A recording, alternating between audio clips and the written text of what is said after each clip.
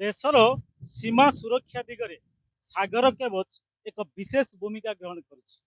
आज सागर कवच आरंभ होइछि विशेषकर ओडिशार ये समुद्र उपकूल रे आमे रहिछु बालेश्वर जिला भोगराई ब्लॉक तालसारी मेराइन थाना अंतर्गत ये तालसारी एवं उदयपुर बीच रे आम सहित अछंती सामुद्रिक मत्स्य विभाग अधिकारी अछंती सागर मित्र अछंती मेराइन थानार अधिकारी माने अछंती एवं विभिन्न जो सागर को कवच को सपोर्ट करने विभिन्न प्रकार जो अनुष्ठान जो अधिकारी माने सेमाने मध्य अछंती।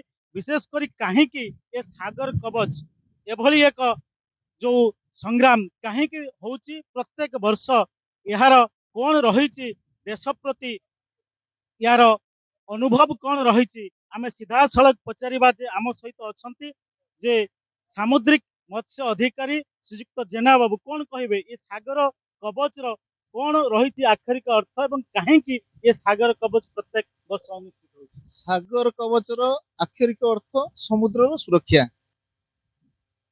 समुद्र एमिति जगह जे जेकोसी मुहूर्त रे जेकोसी समय रे अनुप्रवेशकारी माने पशि आसी पारिबे। तेणु सरकारंकर एक अभिनव प्रयास जे देश को सुरक्षा रखिया सहित समुद्र तटवर्ती अंचल को सुरक्षा दवा।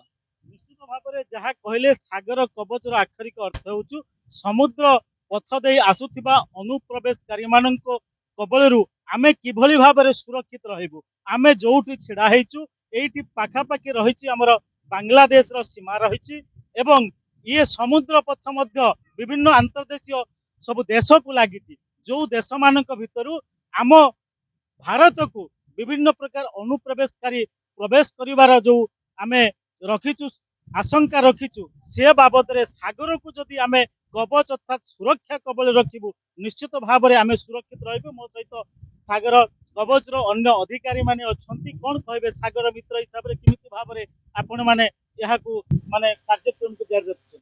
आमे जो मत्स्यजीवी माने माने समुद्र भीतर को जाउछंती सेमाने केमिति तांकर सुरक्षा पाई जिनिस पत्र नहीं जिवे जथा life jacket life boy dot machine अग्नि निर्वापक यंत्र आउ तांकर जो डंगा रे जाउछंती डंगा को प्रॉपर कलर कोडिंग करिवे। तापरे समुद्र भितरे जदि के संदिग्ध व्यक्ति को देखुछंती ताहाले निकटस्थ मेराइन पुलिस मत्स्य विभाग को जोगाजोग करिवे।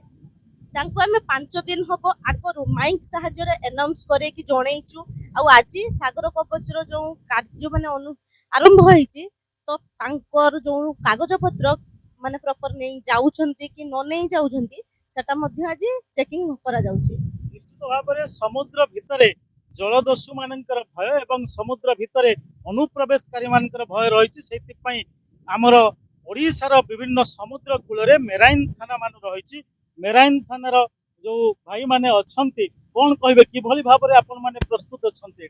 आमे तो सब बेले प्रस्तुत अछु समस्त को सहयोग रहुची तथापि डंगा फंगा सब जे जति सब बोट जाउची से मानको आमे सब प्रॉपर्ली चेक होची रूटीन प्राय सप्ताहर 2 3 थर एमदी चलची। निश्चित भाव में जहाँ कहते जे सेमानक रूटीन चेकिंग अर्थात प्रत्येक नियमित व्यवधान रे सेमाने चेकिंग करुचंती समुद्र रे पैंतरा मारुचंती विभिन्न डंगा को संदेह रे जो माने आसुचंती जहाज बा डंगा बा विभिन्न ट्रॉलर सेमान को सेमाने जांच करुचंती। भारतीय ट्रॉलर बा ओडिशार जो ट्रॉलर माने आसुचंती सेमानक पई स्वतंत्र रंग एवं तांकर जातीय पताका एवं विभिन्न प्रकार कोडिंग रही जहाँ आम देशर बोली जना पड़िबो।